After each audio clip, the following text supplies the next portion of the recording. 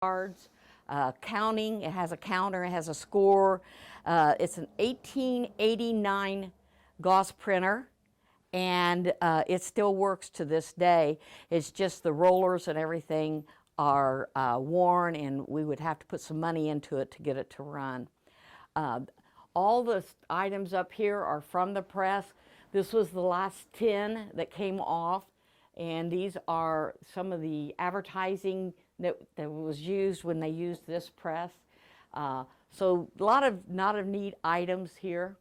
Now, because we have our Christmas tree, one of our prize possessions is the classes of high school. If you want to look up your aunt, your uncle, grandma, grandpa, please come in and do so. We have the classes up to 1963. There are a couple that are missing. People found them where they were being stored and took their class. So we've lost a couple of them, but we have most of them. And I think it starts out in 2000, or 2000. Let me flip around here. There we go. This is 1913. So we go way back. We go back way back. And then we have original journal of the I can't say it. Convention of Indiana back there. That was donated to us by Mike Dean. What's that thing with the dial up there? Thing with the dial. This? Yes. That timed your negatives. Oh. Your negatives would have to be in the fixer, and then they would have to be in the neutralizer, and so they'd have to set this, because if you overdid it, it burnt the negative. And then this was the old camera. The press had a camera about as big as this area right here. It was huge, and this was the lens off of it, and it would shoot a full sheet of newspaper. The negatives were huge too. You got printer's ink in your blood, Becky? Yes, I do. Up in our front window, I'd like to share, we have a village that Mr. Dean made for the town of, and it's on a timer, and the lights come on, and it's got, it illustrates New Palestine, and it's really, all the lanterns come on. If you don't have a chance to come in, come by the window and just bring your children and stop. I remember looking in store windows when I was a kid. It was always an amazement. Well, like I said, we had the Christmas walk, and so our Christmas tree is still up. When that's down, the photos from the school come over here. But we call this the Dragon's Den. And I just talked to our athletic director, Al Cooper, and asked him for a new photo to go up there because we won state this year. And we have a state football signed by the 2014 team, and we asked him for one for this team, signed football. So they also had trophies that they were going to get rid of, and I told Mr. Cooper we would be glad to take them here. We plan to do an extension of the Dragon's Den. Do you have all the yearbooks? Not all, but I got quite a few. A lot of donations. I'll take a donation of a yearbook anytime. How far back they go? To the very first one. Great. 1924, I think it was. Yeah. So there's a good source there for your genealogists. Yes, going back we to have a those lot of people yearbooks, come in and look at them. This is the band uniform that the band donated. It was from the 1980s, and it had never been worn. So we were very glad that they brought that over. This is the score that they presented at the Veterans Monument. It's a different score of the national anthem, and they played that, and then this is the plaque that goes with it here on the shelf to explain what it is.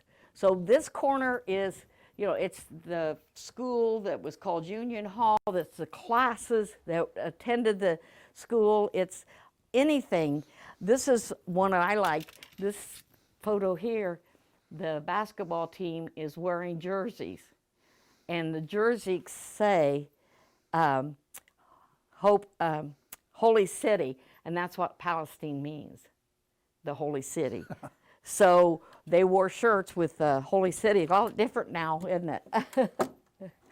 So if we come back down here, this is what I call my 1940s to 1960s. There are some things older and some things younger, but most everything in this area is from that area.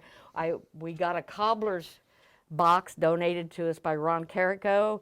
It has the square nails, the tacks to make shoes, it has the molds, everything, and the kids love that.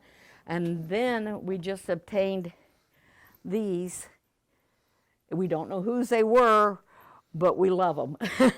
They're fun to look at, but I always tell the students when they come in that these are pointed shoes. Women never have stopped hurting their feet, have they? They did it back then. What's the Ferris building? What was that? That was the pharmacy that was here? Yes, Okay. yeah. And that building right there, this building right here, what's that building been? Memorial Building, or the Masonic Building, That's right across the Masonic, street. yeah. Yes, yes, that was way back Okay. when the hardware store was in it. Well, Okay. you've got a lot of interesting material here. Yeah, we've still got some to show you, but we're Okay, running go out ahead. of time. Go ahead. Well, this is ledgers from Ye Otto's shop, and some of them were burned, and we kept them, but they're real fun to look at because it has a price of something like a dozen eggs, 2 cents, things like that. And, really fun.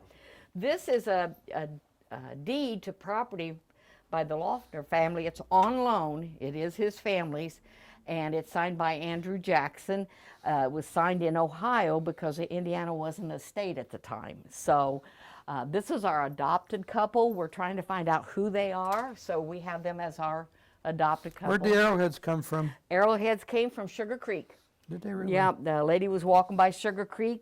You can find them there. There's some fossil. There is a hatchet head that they found there also.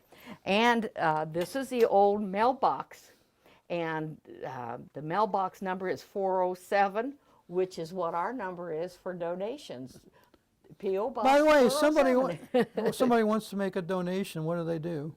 All you have to do is our P.O. Box is 407, New Palestine, Indiana. 461. 46163. 46163. 46163. Yeah. Yeah. There you go. I have to say it all together, but this is memorabilia from our banks, and that was one of the bank presidents, and just a lot of stuff. I mean, I haven't even got to the bricks.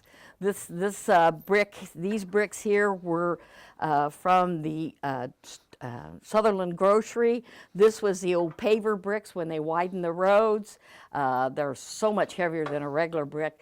And then this was the old high school brick, and this was a teacher, Patsy Thayer, gave this to Brad Seaton. And she gave this brick, and it was from the old high school, and she wanted someone to have it.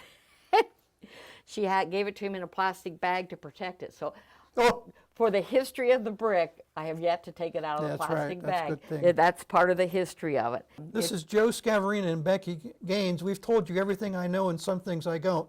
Talk to us.